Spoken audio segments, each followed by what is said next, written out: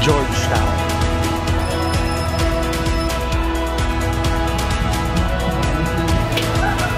Ano yan? Ay!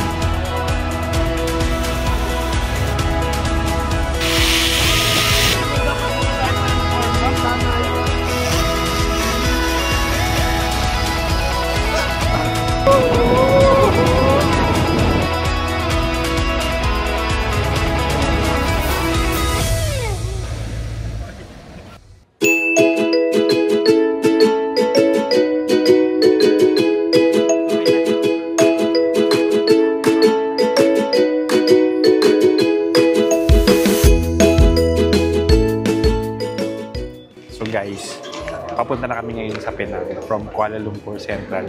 Nag-train kami. So ito, binili namin tong train ticket na to. 100 ringgit yung isa going to Penang sa Butterworth. So if magpunta kayo ng Penang from KL Central or Kuala Lumpur, dito kayo sa may KL Central sasakay. Meron namang trips from 8 o'clock until gabi. Now, ipapurchase na siya dito sa mga kiosk dito. Hindi ko na nakuha pero meron siyang specific dito. It's KTM. Hahanapin niyo yung KTM. Okay? So, papakita ko sa inyo papunta dun sa Penang. Okay. Meron namang mga alternatives going to Penang from Kuala Lumpur which you can take. Like for example, you can take train, you can take bus, and you can take like a shuttle or a van to go you or to bring you to Penang. Yung main central station is in Butterworth ang pangalan. Pero hindi yun yung city, which is Georgetown. It will be a 4.5, parang 4.5 or 4.20. 4 hours and 20 minutes yung train ride going there. Let's see. Yung ticket, meron siyang reservation ng seats na pipiliin ninyo. And meron mga business, may premium, may ganyan. Going to Penang. So yung titake namin is the 8:05 AM. We will reach Penang by 12 o'clock noon, which is timing naman.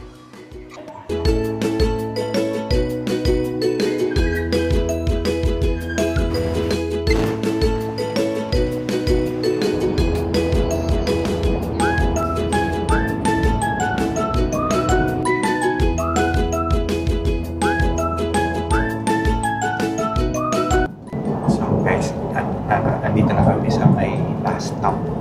So, it's already 11:18. Tapos, umalis yung train kanina ng mga 8:05 doon sa KL Central. Comfortable yung train. Medyo mas makakatulog ka sa kanya than bus, I think. Kasi smooth yung takbo niya. Tsaka mas, mas stable ba? Compared doon sa mas medyo maalog siya. Timing-wise, sabi nga yung driver namin kagabi doon sa Grab, mas kalkulado yung dating sa Penang via train than bus.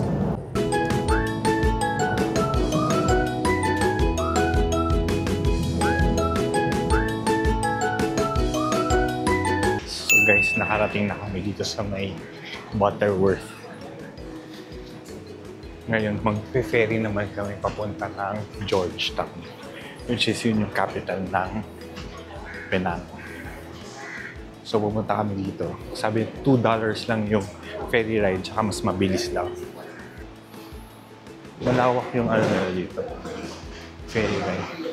Actually, pwede naman kayo guys na mag-bus o kaya mag-grab na from Butterworth going to Georgetown. Pero gusto rin namin ma-experience to, tsaka medyo iikot ka pa pagka magbe-bridge ka. So ito, mas mabilis daw yung ferry.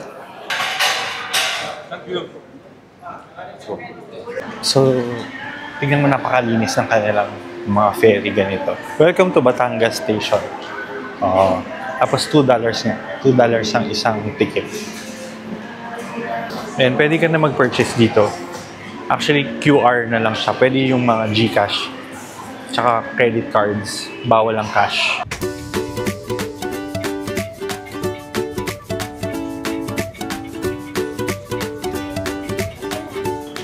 Nakarating na kami dito sa may Georgetown.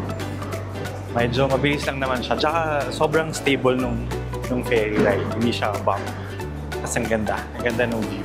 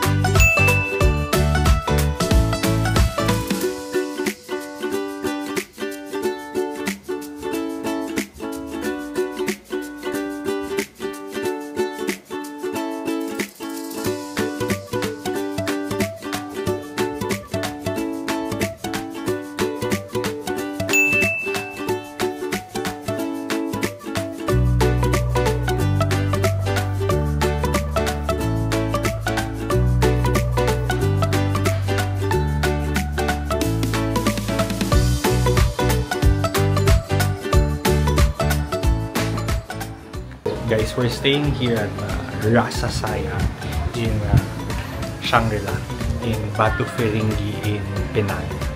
Ganda siya. Yeah.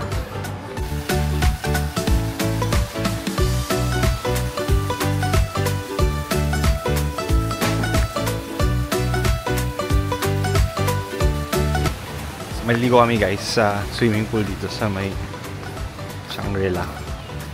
Napaka-peaceful dito sa area na ito ng Penang. Nasa may Batu Ferringhi na ito. Medyo may bundok-bundok kanina na dinaanan namin. Pero parang 30 minutes away siya from the city ng Penang.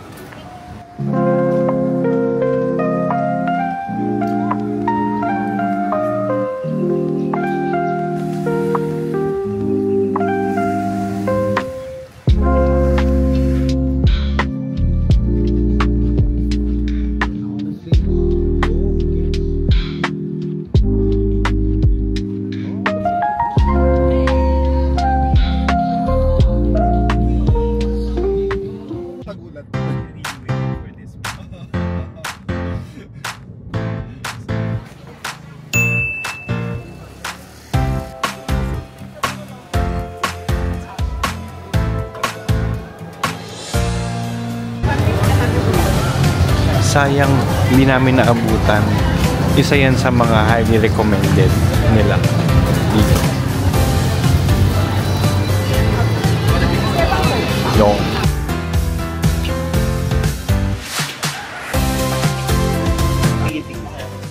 Okay. Medyo na-stress ako kami nag-aalok ng pagkain dito. So, yung in-order namin, Hello guys. Mag-hi muna tayo. Hi guys. Yung sa'yo ng bro. hi guys. Hi guys. We are shooting in Batang English. Batang English. Dalawang camera yung gamit namin. So kasama namin ngayon. Ano lang yung shrimp? Kagatin mo yan, hoy. Hoy. Sige, kakagat ako sa shrimp. Anong Ito. anong Sa amin to ni Al. ay,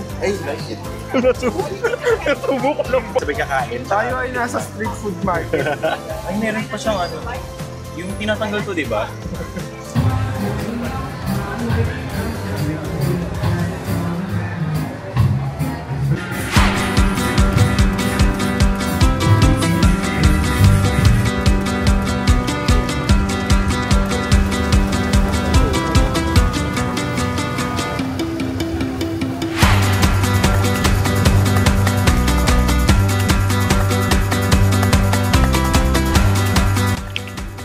So along dito sa mga streets dito sa may Georgetown, maraming mga art installations. Uy!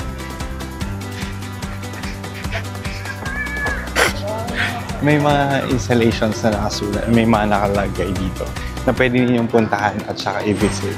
Tapos medyo kilala yung mga artist na naglalagay or nag-i-install ng mga art pieces or mga vandalism. Minsan para sa vandalism, Tulad nito, ito famous. So, kanina umaga, maganda siya. Ito.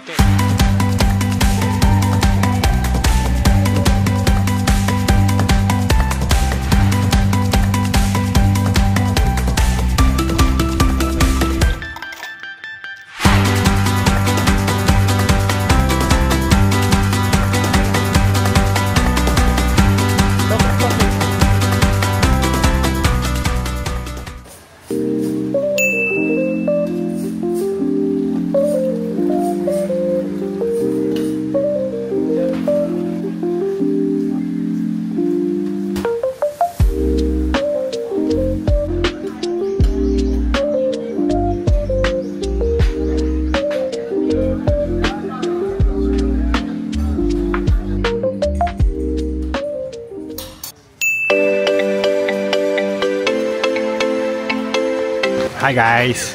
Today we're going to Escape, guys. Escape Water Park.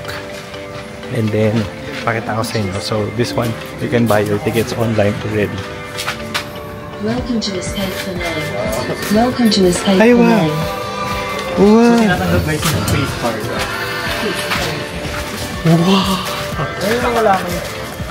It's a face card, ha? In fairness, ha? Yung face recognition ng kanyang ticket. Okay. So, dito kami ngayon, guys, sa Escape Water Park. Medyo wala masyadong tao kasi Monday ngayon. So, medyo malawak daw siya. Kasi nandito yung biggest and largest water pool. Water pool. Ayan, the longest tube water slide. Longest tube water slide. Here in Canada.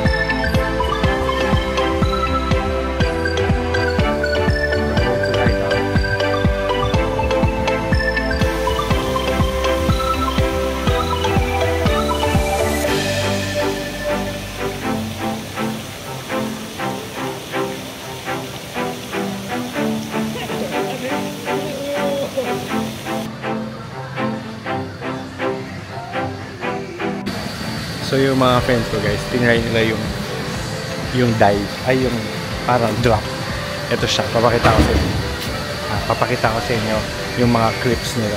Tapos babagsak ka dito, masakit daw, masakit yung pagbagsak. Ito, papakita ko sa inyo. Ready?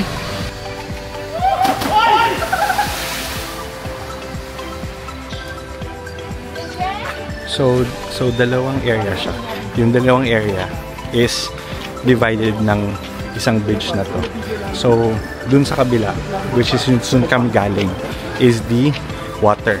Dito naman, dry. Dry naman.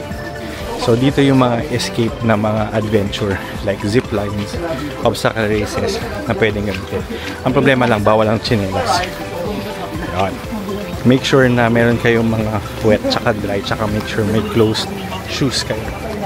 Okay? Yung Crocs pala pwede. Lagyan mo lang yung strap sa likod. Alright. Ayan. So, nagpalit na kami ng damit. Kasi, gagawa kami ng mga adventure. So, naka-shoes na ako. Naka-shoes na kami. Tapos, Ay, dito sa atin. kailangan may harness. So, guys,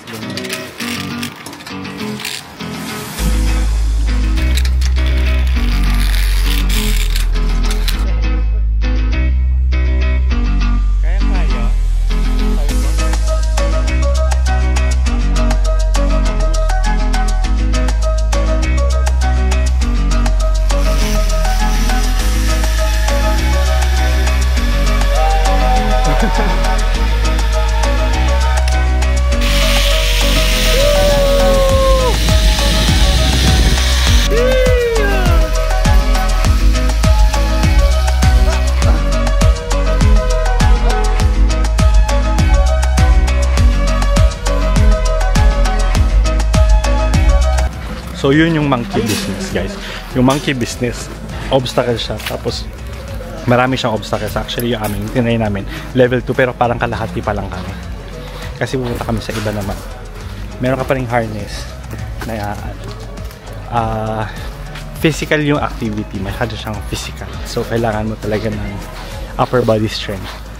And, kailangan mo ng strength. Yung first aid na India, pupunta daw sa Philippines.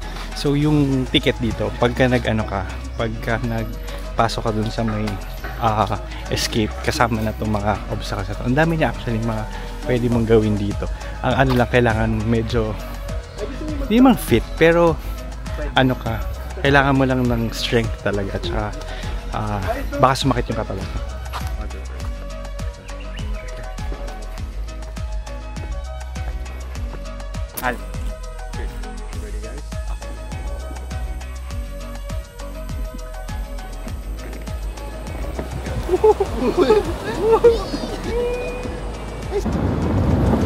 Wow! It's speeding up.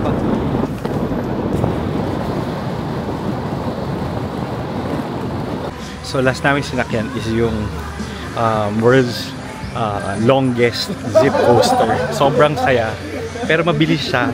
Pakita ko yung video kasi kinapture siya ng friend ko.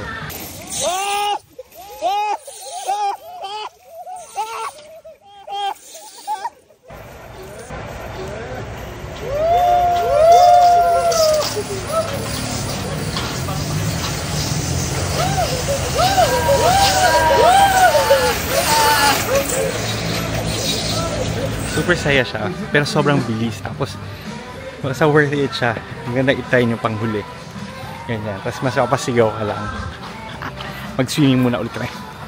Ganyan siya, guys. Meron naman mga shops dito na kung kailangan nyo ng mga wear.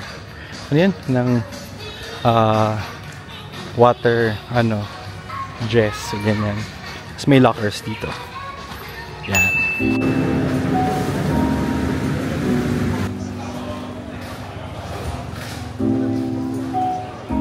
Yung grocery na malaki.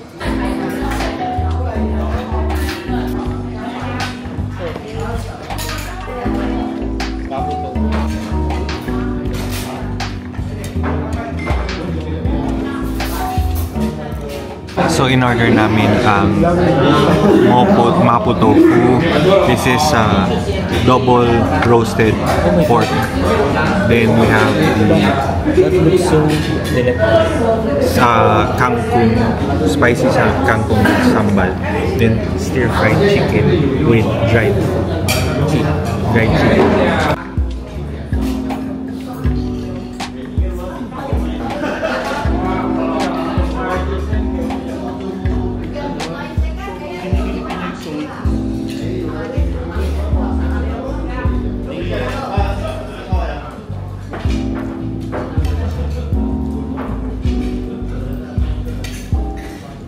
Guys, I would highly recommend if you are in Penang that you go and visit this Texan restaurant. Super sarap niya, value for money. It's a Michelin-starred restaurant here which serve mga Cantonese food. Masarap siya, lalo yung kanilang double roasted pork with chili padi. Masarap siya. Tapos lahat masarap, kaya go. Medyo mahaba yung pila when you arrive, pero they close at 8 o'clock, so value. Good morning, guys! So it's our last day here in Penang before we head to Singapore for a quick look around sa Singapore. Now, dito pa rin kami sa may Rasa Sayang Hotel Shangri-La in Penang. Sobrang ganda nung resort, and I should say maganda yung Penang in general. Though yung location nitong Rasa Sayang is out of Georgetown, so nasa Batu Ferringhi siya. Medyo malayo siya dun sa city itself na nandoon yung mga magagandang restaurants. So if you want to have a chill vibe and relaxing lang, you can go here. Then there are some hotels naman in the Georgetown area wherein mas malapit yung mga cuisines nila. So, pag medyo long stay kayo in Penang, pwedeng magpunta kayo dito just to have a relaxing day or an overnight probably in the resort. Tas yun, sobrang daming pwedeng puntahan sa Penang. And I should say na isa siya sa mga pwedeng balikan dito sa Malaysia.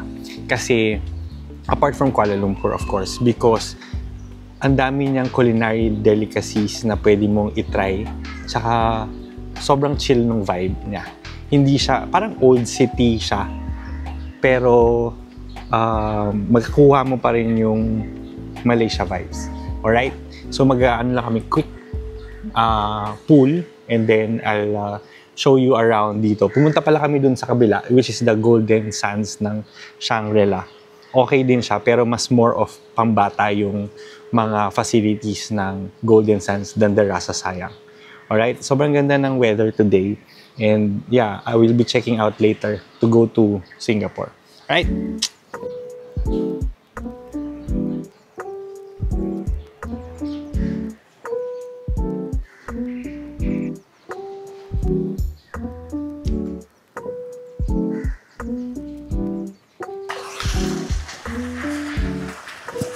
So ito yung pool area ng Rasa Sayang.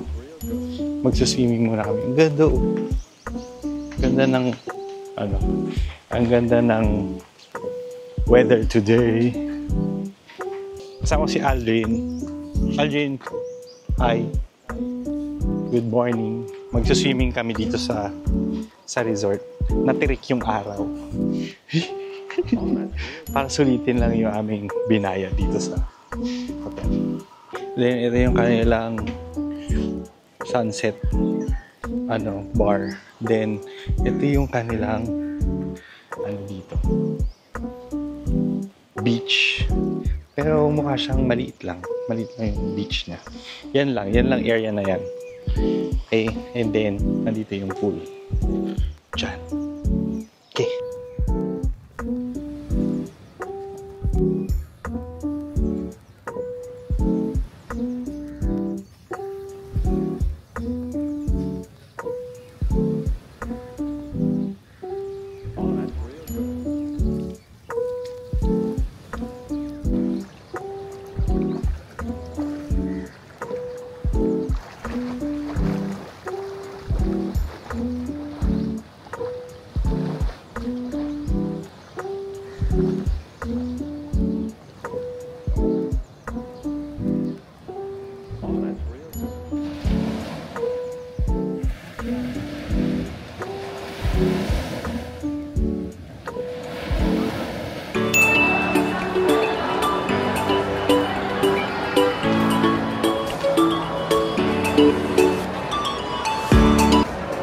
Andito na kami guys sa airport ng Penang.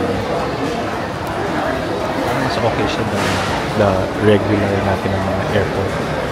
Pero maraming tao. Tsaka simple lang yung counters nila.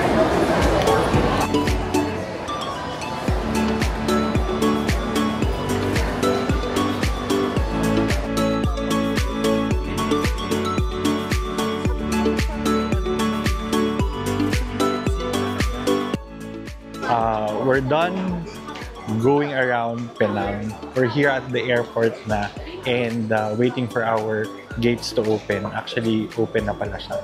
And thanks for watching this video. So, it's my first time in Penang and actually maganda yung Penang if I would say. Maganda at saka rich yung kanyang culture. Kung makikita niyo naman sa mga pinuntahan, tsaka dun sa mga spots actually in Georgetown. Parang dahil pang pwedeng i-explore. So I would recommend if you want a different side of Malaysia, I would suggest to go to and visit Penang. Parang ang dami mo pang pwedeng puntahan. Kung meron lang kami sigurong mas mahaba pang period here, mas makikilala ko pa, makikita ko pa yung mga magagandang puntahan. Like also enjoy the food that they have kasi different siya dun cuisine niya sa Kuala Lumpur. So yeah, if you have time and you have budget, medyo okay naman yung rates niya from or okay naman yung mga bilihin in Penang. So I would suggest for you to visit also Penang on your next visit to Southeast Asia. Wow. So yon. So yan, pupunta muna kami pala ng Singapore. So papakita ko na sa inyo dito yung mga snippets ng mga after this closing. Okay, thank you very much for watching the video and hope you like that, and don't forget to like and subscribe to my channel. Right? Okay, bye-bye!